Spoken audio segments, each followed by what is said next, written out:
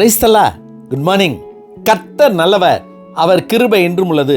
நியாயாதிபதிகள் 14ஆம் அதிகாரம் 4ஆம் வசனம். சிம்சோன் பெலிஸ்தியர் இடத்தில் குற்றம் பிடிக்க முகாந்திரம் உண்டாகும்படி இது கர்த்தரின் செயல் என்று அவன் தாயும் தகப்பனும் அறியாதிருந்தார்கள். அக்காலத்திலே பெலிஸ்தியர் இஸ்ரவேலை ஆண்டார்கள். நியாயாதிபதிகள் 14ஆம் அதிகாரம் 4ஆம் வசனம். இஸ்ரவேல் புத்திரரில் தான் வம்சத்தானாகிய மனோவாவின் மனைவி பிள்ளை பெறாத மலடியாய் இருந்தாள். கர்த்தருடைய தூதனானவர் அந்த ஸ்திரீக்கு தரிசனமாகி அவளை நோக்கி, இதோ பிள்ளை பெறாத மலடியான நீ கற்பந்தரித்து ஒரு குமாரனை பெறுவாய் என்று சொல்லியபடி அந்த ஸ்திரீ ஒரு குமாரனை பெற்று அவனுக்கு சிம்சோன் என்று பெயரிட்டாள். அந்த பிள்ளை வளர்ந்தது. கர்த்தர் அவனை ஆசீர்வதித்தார்.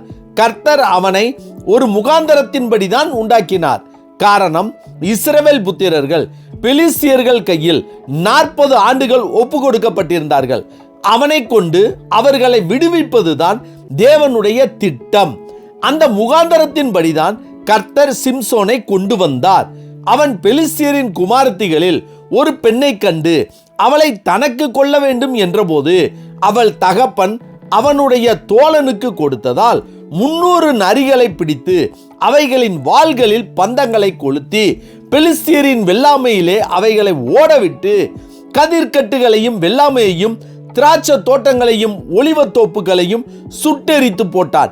மேலும் கர்த்தருடைய ஆவி அவன் மேல் பலமாய் இறங்கினதால் ஒரு கழுதையின் பச்சை தாடை எலும்பை கண்டு அதை கொண்டு பெலிஸ்தியரில் 1000 பேரை கொன்று போட்டான்.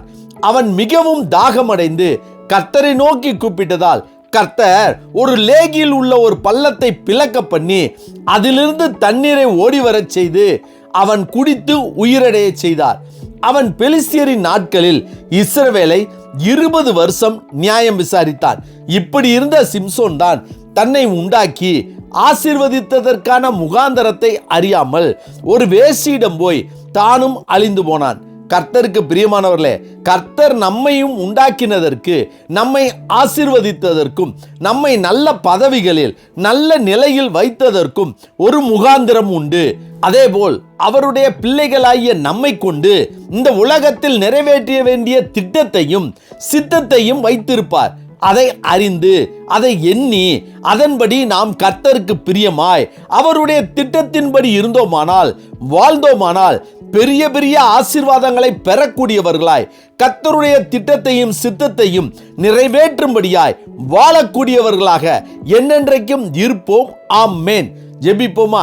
சர்வ வல்லமை உள்ள சேனைகளின் தேவனாகிய கர்த்தாவே, எங்களை உண்டாக்கியதற்கு, எங்களை தாயின் கருவில் பாதுகாத்து வளர்த்தமைக்கு தேவரீர் ஒரு முகாந்தரத்தை, ஒரு திட்டத்தை, ஒரு சித்தத்தை வைத்திருப்பீர். உம்முடைய தயவினாலே நாங்கள் அதை அறிந்து உமக்கு பிரியமாய் வாழ்ந்து உம்முடைய திட்டத்தை நிறைவேற்றக்கூடிய கிருபையின் வரங்களை கர்த்தர் எங்களுக்கு தரும்படியாய் நாங்கள் ஜெபிக்கிறோம்.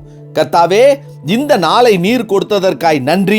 இந்த நாள் முழுவதும் உம்முடைய வல்லமையின் கரம் எங்களோடு கூட இருந்து எங்களை பாதுகாத்து வழி நடத்தி எங்கள் தேவைகளை சந்திக்க வேண்டும் என இயேசு கிறிஸ்துவின் நாமத்தில் ஜெபிக்கிறோம் நல்ல பிதாவே. ஆமேன், ஆமேன். கர்த்தர் நல்லவர், அவர் கிருபை இன்று முழுவதும் நம்மோடு கூட இருப்பதாக. ஆமேன்.